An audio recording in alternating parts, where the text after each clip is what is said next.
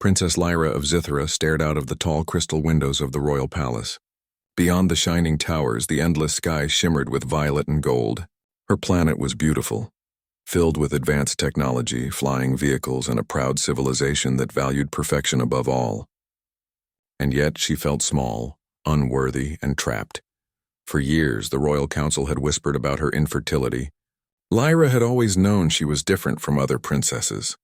She had studied science, medicine, and history, but nothing could hide the truth that made the council look down upon her. She was supposed to marry, produce an heir, and continue the royal line, but they said it was impossible. Lyra's father, King Theron, sat behind a holographic desk, his face serious. "The council has decided, Lyra. You will participate in the Earth experiment," he said. "It is a test, though some might call it a joke. You will be sent to a human world to live among them for 1 Zytherian year. The council expects your failure. They want to prove what we already know. You are incapable of continuing our line." Lyra felt a mix of anger and disbelief. How dare they humiliate her? But she also felt a spark of defiance. Humans, a joke? That was something she could turn into an opportunity. Humans were primitive compared to Zytherans, yet they were unpredictable, clever, and curious. Maybe she could learn something from them. "You will travel in the Starwind," her father continued. "Your ship will appear as a meteor when it reaches Earth. You will be alone. Your interactions will be monitored remotely. You have strict orders to return after 1 year, whether successful or not. Do I make myself clear?" Lyra nodded. "Yes, father. I understand." She turned and walked to her chambers, her mind racing. Alone on another planet, surrounded by humans who did not understand her, she would have to rely on her wits, intelligence, and perhaps courage she did not know she possessed. The next morning, Lyra stood inside the sleek silver spacecraft. The Starwind was designed to be fast, invisible to most sensors, and equipped with advanced technology. Yet today it felt like a small cage. She touched the control panel, checking the coordinates for Earth. Her heart pounded. She had left Zythera many times for research missions, but this was different. She was not exploring for knowledge. She was being sent to prove her failure. As the ship's engines hummed, the Royal Council's holographic observers appeared on the main screen. "Remember, Lyra," one council member said with a smirk, "humans are weak, disorganized, and primitive. Do not expect any support from them. They are incapable of understanding your greatness. They will disappoint you." Lyra clenched her fists. "I will do my best," she said evenly, hiding the fire that burned in her chest. With a soft vibration, the Starwind launched from Zythera, disappearing into the starry expanse of space. The journey to Earth would take weeks, giving Lyra plenty of time to prepare herself mentally. During the voyage, she studied human history, biology, and culture using her onboard data library. Humans were fascinating. They had survived wars, diseases, and natural disasters, all without advanced technology like Zythera's. Their creativity and determination were impressive. Lyra realized something. Perhaps humans were not as weak as the council thought. Finally, Earth came into view. The blue and green planet spun gracefully, a gem among the black stars. Lyra adjusted the ship's cloaking system. From the surface, she would appear as a meteor crashing into a remote area. No humans would see her land immediately. That was the plan, and she had to make it believable. The Starwind entered Earth's atmosphere. Flames licked the ship's hull as friction heated the metal, but Lyra's advanced shielding protected her. She felt the familiar thrill of re-entry, something she had experienced countless times during research missions. But this was different. She was alone, far from home, and watched by those who expected her failure. The ship crashed in a remote valley in a human settlement. Trees and hills surrounded the landing site. Lyra activated her shields and slowly stepped outside. The air smelled fresh with a faint scent of soil and water. She could hear birds singing, though strange animals scuttled and crawled nearby. The humans she had studied in books and holovids were not yet aware of her arrival. Lyra examined the small settlement in the distance. Simple houses, small vehicles, and humans walking along dusty paths. It seemed quiet, ordinary, and perhaps naive. She could have taken off immediately, but curiosity made her linger. She wanted to see humanity up close to understand what she had been sent to face. Soon humans noticed something strange. A bright light had fallen from the sky. Children ran toward it, their laughter turning to surprise when they saw a tall, graceful figure stepping from the glowing wreckage. Lyra's appearance was unusual. Her violet eyes, silver hair, and smooth, glowing skin immediately marked her as different. A group of humans approached cautiously, led by a man in a white coat. He looked older than the rest, with a gentle expression and eyes full of curiosity. "Are you okay?" he asked. Lyra studied him carefully. He seemed intelligent and kind, not aggressive. "I am fine," she replied, using basic Earth language she had mastered from her studies. Her voice was soft but carried authority. "My ship has crashed. I require assistance." The man stepped forward. "I'm Dr. Ethan Carter. You're unlike anyone I've ever seen. Come with me. We have medical facilities nearby." "We can help," Lyra hesitated. Humans were unpredictable, but she had no choice. She followed Ethan, noting how humans lived, communicated, and solved problems. Despite their apparent simplicity, there was something fascinating about their adaptability. Ethan's lab was small but efficient. Humans used technology in creative ways, combining old and new methods. Lyra watched silently, analyzing every detail. Ethan carefully examined her ship, taking notes and asking questions. "This technology, it's unlike anything on Earth. How did you create it?" he asked. Lyra hesitated. She could not reveal Zithara. "It is experimental," she said, keeping her words vague. "It uses principles not yet known to your scientists." Ethan smiled, clearly intrigued. "You must be a brilliant mind. I'd love to learn from you." Lyra felt a flicker of respect for him. Humans were curious, eager to learn, and surprisingly confident despite their lack of advanced technology. This human, this Dr. Ethan, was different from anyone she had imagined. Perhaps this experiment was not as hopeless as the Council believed. Days passed and Lyra adapted to human life. She studied Earth's environment, learned to navigate their cities, and observed their culture. She discovered that humans had remarkable problem-solving abilities. They improvised solutions quickly, often relying on teamwork and intuition. Unlike Zytherans, who followed strict rules and rigid logic, humans were flexible. This made Lyra both cautious and impressed. Meanwhile, the Council on Zithara continued to monitor her remotely. They laughed quietly, expecting her to fail. "She will not produce results," one counselor said. "She is incapable of thriving among such primitive creatures." But Lyra was already proving them wrong in subtle ways. She had repaired minor faults in her ship using human tools, and she had begun to understand Earth's biology in ways the Council had never anticipated. Perhaps, she thought quietly, the Council underestimated both her and the humans. One evening, as the sun set over the hills, Ethan and Lyra walked along a quiet riverbank. The sky was painted in shades of orange and pink reflected in the calm water. Lyra paused, feeling the wind on her face. "Humans are different from what I expected," she said. "You are weaker in some ways, stronger in others. You adapt, you create, you survive." Ethan smiled. "That's what makes us human. We make mistakes, we learn, we keep going. You understand that more than most." Lyra looked at him, sensing sincerity and intelligence. "Perhaps," she admitted. "Perhaps I underestimated you." That night, Lyra returned to her small quarters near the lab. She reviewed her data from the day, making careful notes on human biology, genetics, and fertility. Her thoughts drifted to the Council on Zithara and their expectation of her failure. They thought she would be humiliated. They thought she would return empty-handed. Lyra smiled quietly. Perhaps the joke was on them. The part ends with Lyra looking at the stars, thinking of her future on Earth. She was alone, far from home, facing humans who were strange and fascinating. Yet for the first time she felt a spark of hope, determination, and courage. She was not just a princess labeled infertile. She was Lyra of Zithara, and she would turn this challenge into an opportunity. Somewhere deep in the galaxy, the Council of Zithara waited for her failure. But Lyra was already rewriting the rules, and for the first time she dared to imagine a future in which she could succeed. Not for them, but for herself. The days on Earth passed quickly for Lyra. She settled into her temporary home near Dr. Ethan Carter's research lab. Though the humans were simple compared to Zithara in technology, she found their ways fascinating. Every day she observed their creativity, their determination, and the way they adapted to challenges without the advanced tools she had always relied on. Ethan was always nearby, guiding her through human customs, introducing her to their technology and teaching her about their planet. Lyra watched him with interest.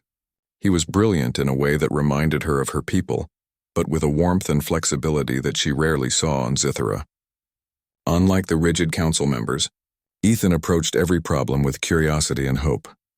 One morning, Lyra and Ethan were in the lab, examining the human DNA sequences displayed on the holographic screens.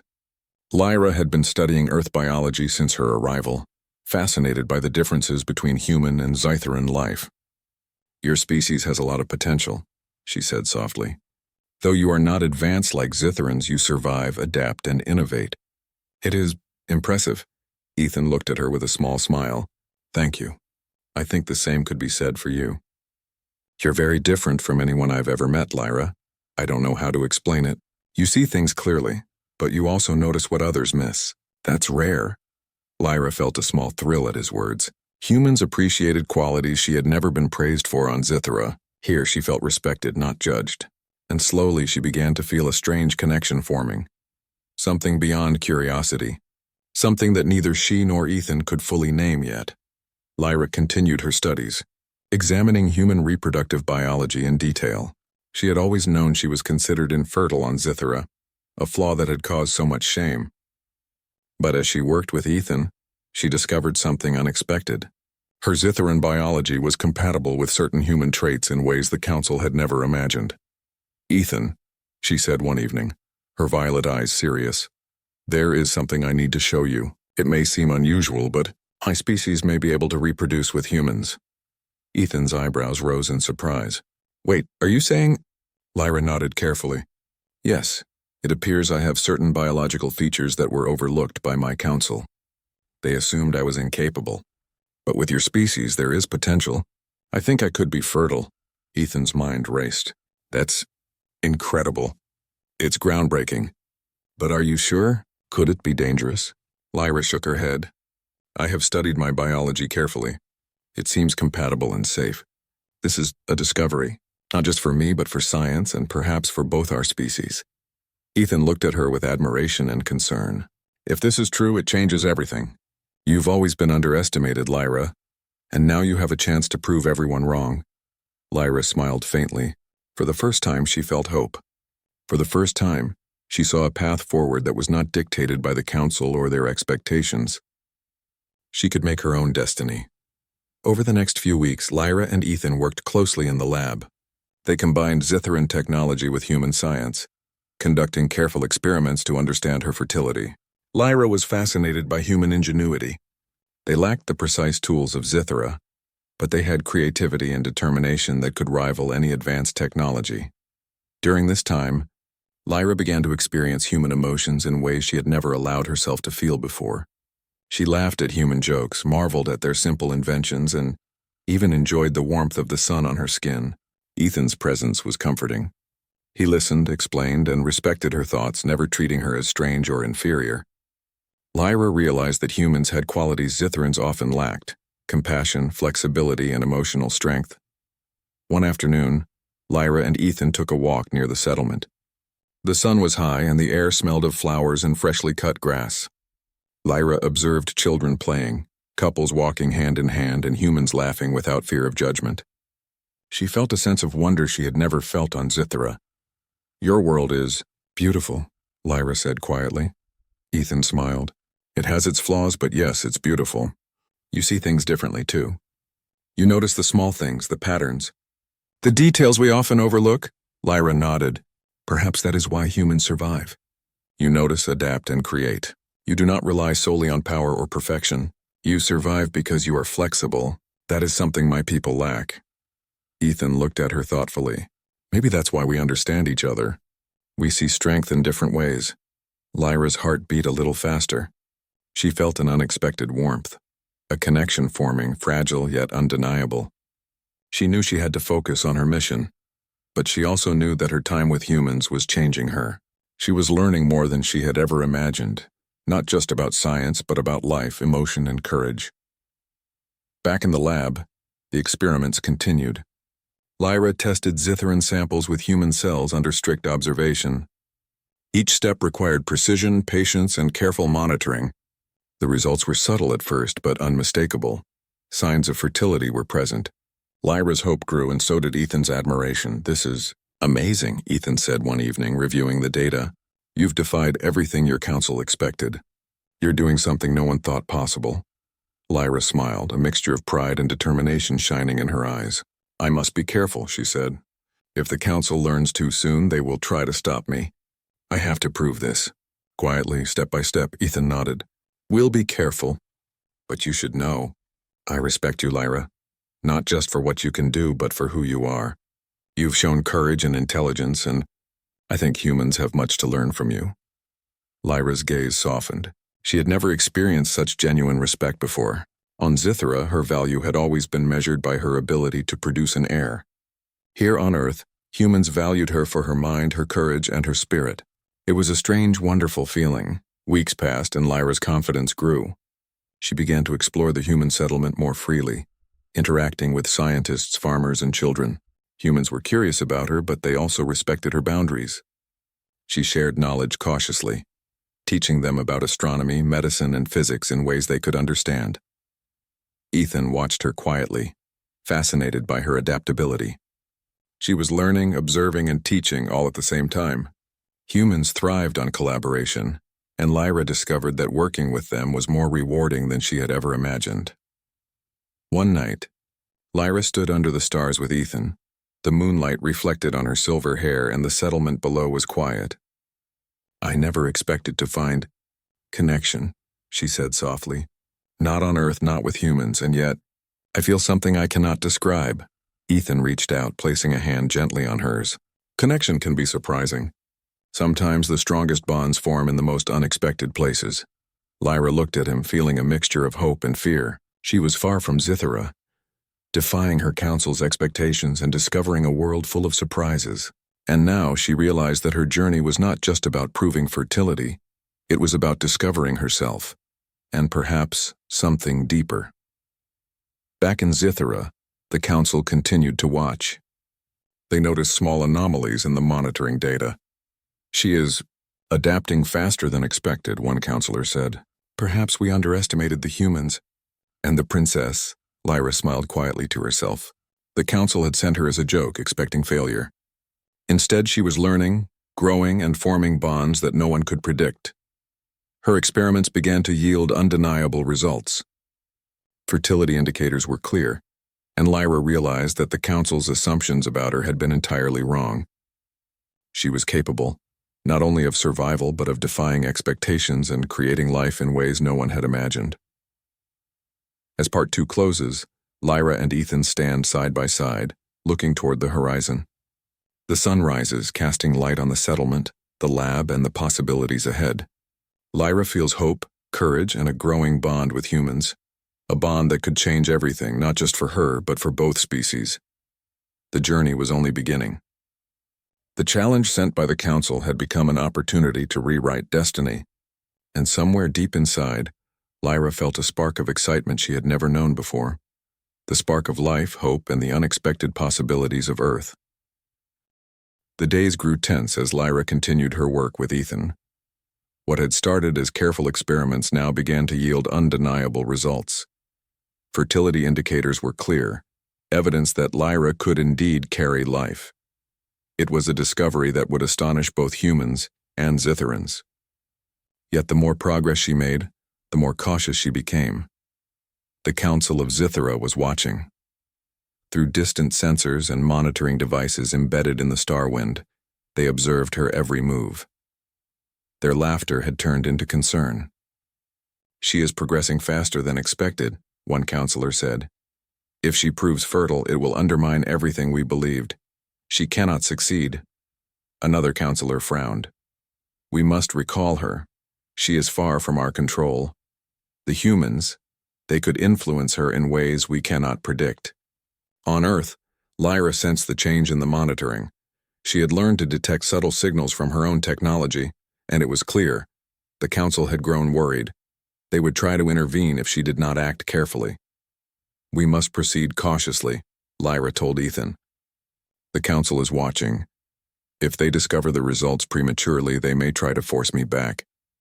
Ethan nodded. Then we need to plan. Whatever happens, we'll keep the work safe. Lyra and Ethan began combining Zitharan precision with human ingenuity to create secure experimental systems.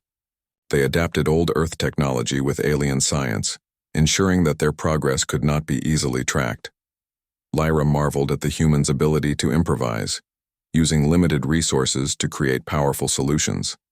She began to respect them even more, realizing that their determination rivaled any advanced technology. Yet there was a deeper, more personal connection forming between Lyra and Ethan. Their long hours in the lab, shared discoveries, and quiet conversations at night fostered trust and mutual respect. Lyra had never experienced companionship like this before. She felt seen and understood, not as a princess or a lab subject, but as herself. One evening, as they reviewed the latest results, Lyra's hand brushed against Ethan's. She flinched, startled by the warmth of the human touch, but Ethan simply smiled, understanding. "We're partners in this," he said softly. "You're not alone." Lyra felt a strange mix of emotions. Her heart raced in ways she had never felt on Zithara, yet she reminded herself to focus on the mission. There was still work to do, and the Council's shadow loomed over them. The breakthrough came quietly one morning. Lyra's experiments confirmed the results beyond doubt. She was fertile.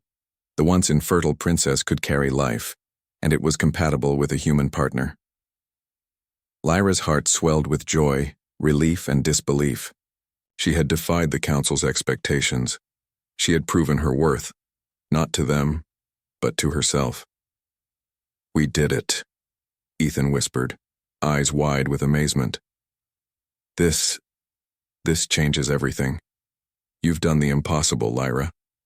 Lyra nodded, but her mind was already racing ahead. "The Council will not accept this," she said. "They will recall me. We must prepare for their interference." Sure enough, Zitharan recall signals arrived within hours. Alien drones appeared near the edges of Earth's atmosphere, scanning for the star wind. The Council demanded Lyra's immediate return, insisting that she abandon her work and submit to their judgment. Lyra stood tall, violet eyes blazing. "I will not go back until the Council acknowledges the truth. I will not be a puppet to their arrogance." Ethan nodded. "Then we fight smart. We combine our knowledge, Zitharan and human, and we protect the work. We'll show them that courage and intelligence can overcome fear and control." The following days became a tense game of strategy. Lyra and Ethan moved quickly, transporting experimental data to secure locations, building protective systems, and learning to evade detection by the alien drones. Humans from the settlement offered discreet help, unaware of the full scope of Lyra's significance but eager to assist the mysterious visitor, who had shared knowledge and kindness with them. One night, as Lyra observed the skies, she realized that the drones were intensifying their search. She could not risk being caught. "Ethan, we must leave the lab," she said. "We need to go somewhere. They cannot reach us immediately." Ethan agreed. Together, they packed necessary supplies and activated a small Zitharan ship hidden near the settlement. Unlike the Starwind, it was designed for short, quick travel and could blend with Earth's environment. They lifted off quietly under the cover of night, leaving the lab and the settlement behind. The Council sent multiple drones after them, but Lyra's understanding of both Zitharan and human technology allowed them to evade capture. She piloted the ship with precision, weaving through forests, mountains, and rivers. Ethan monitored, the drone's signals calculating optimal routes and safe zones. During the journey, Lyra felt a mixture of fear and exhilaration. The Council's power was immense, yet here she was, challenging their authority. Humans had shown her courage and creativity, and together they had become unstoppable in ways neither side could predict. Finally, they reached a secluded area, far from human settlements and hidden from alien sensors. Lyra activated the protective shields, and for the first time in days, allowed herself to rest. Ethan looked at her, admiration and concern in his eyes. "You've faced impossible odds, Lyra. The Council thought you would fail, but you've proved them wrong at every step. I am proud to stand with you." Lyra's heart swelled. I could not have done this without you, Ethan.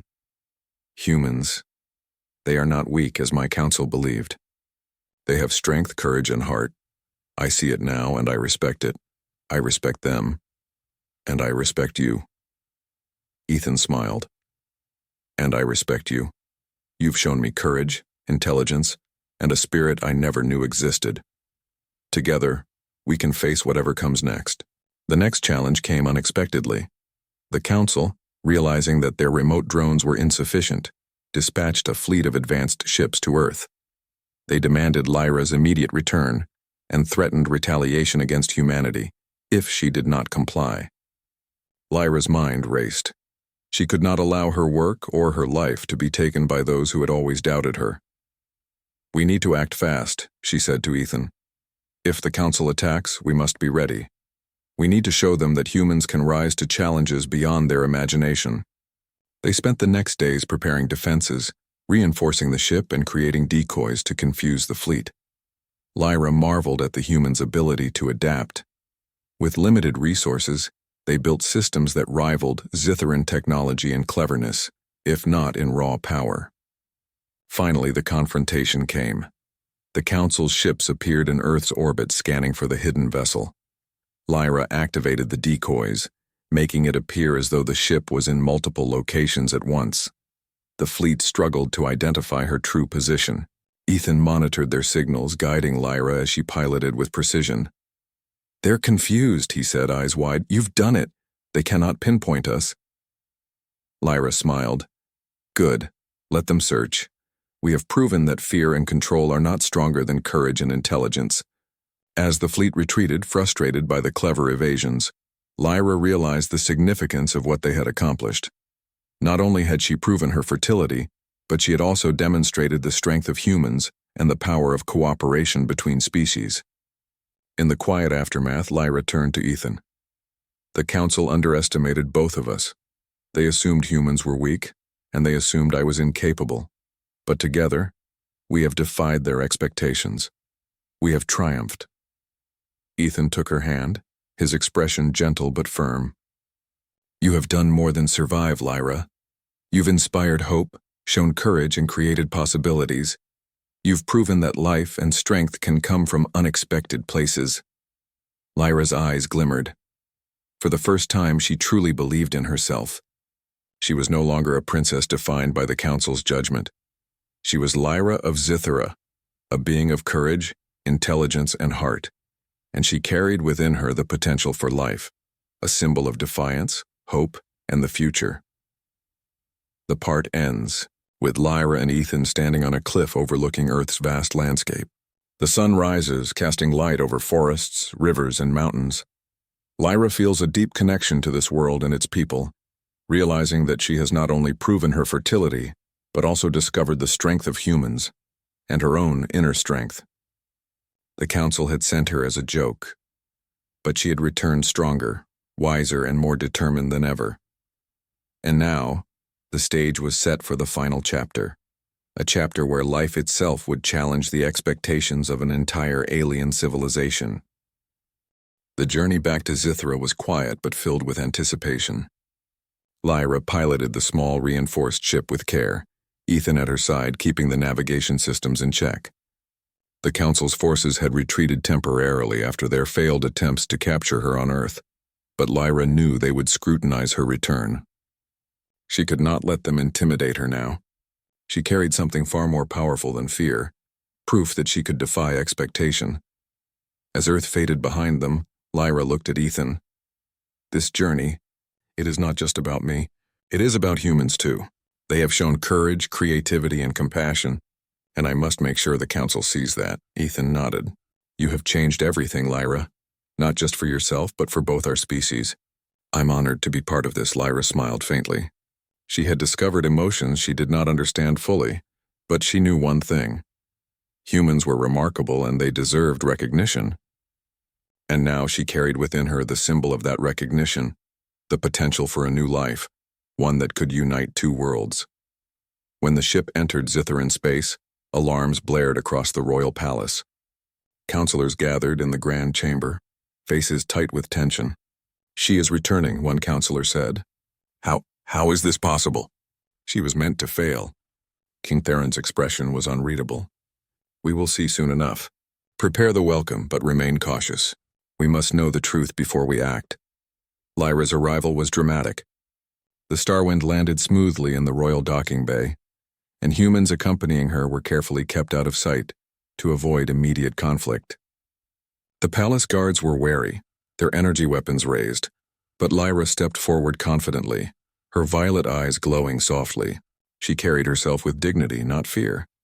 The council members looked at her skeptically, expecting failure, humiliation, or excuses. Instead, they were met with calm defiance. I have returned, Lyra said clearly, and I bring proof of what I have accomplished and proof that your assumptions about me were wrong. What proof? A counselor demanded, voice sharp. Lyra lifted her hand, showing the carefully contained Zitharan monitoring device. It displayed her experimental data, all verified, all undeniable. Indicators of fertility, compatibility with humans, and signs of life within her were clearly visible. The chamber was silent. King Theron studied her closely. Lyra, this cannot be. You were infertile, and yet these readings. They were wrong, Lyra said firmly. Your council judged me without understanding. They assumed humans were weak and incapable, and they assumed I was flawed. But I have proven otherwise. Humans are clever, resilient, and full of courage, and I am capable, the council murmured amongst themselves, shocked and uncertain. They had never faced defiance like this from a princess. And yet, the data was undeniable. Lyra took a deep breath. I am carrying a child, King Theron. A child that represents the potential of our two worlds. This child is a symbol of hope, courage, and unity. It is proof that we should not judge others before understanding their strengths. Gasps filled the chamber. Some counselors refused to believe it, but the evidence on the device could not be ignored. A young counselor whispered, if this is true, she carries life, and it is human? Yes, Lyra replied.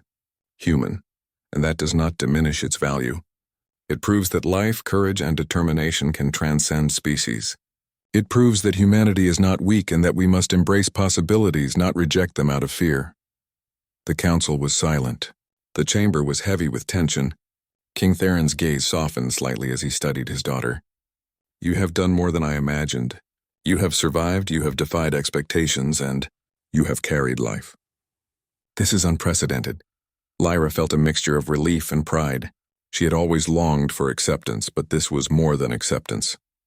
This was acknowledgement of her intelligence, courage, and determination. She had not only proven herself, but had also honored the humans who had guided her. Ethan stepped forward cautiously, remaining just behind Lyra. Your Majesty, he said respectfully, I have witnessed her journey. Lyra has accomplished what many thought impossible. Humans have contributed to this success, but the determination, intelligence, and courage belong to her. Some counselors bristled at his presence, but King Theron raised a hand. Enough, speak no more against her. Lyra has returned victorious. Let us recognize her accomplishments before casting judgment.